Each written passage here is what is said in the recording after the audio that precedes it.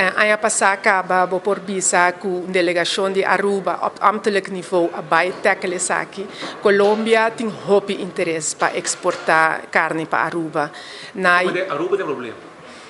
Lá nos visa Aruba, sua lei está muito stringente, então está difícil para a carne podrenda Aruba. Na julho, por exemplo, nós temos uma delegação de grêmio de Colômbia, que havia uma apresentação, com que cultura está em place na Colômbia.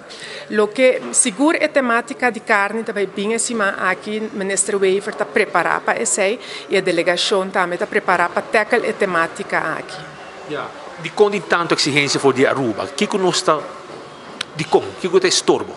Ok, essa aqui não está minha expertise está na veterinário dienst, para maneira como está compreender, é carne que está dentro da Aruba, mas está seja aprovada via standard de América ou de Europa.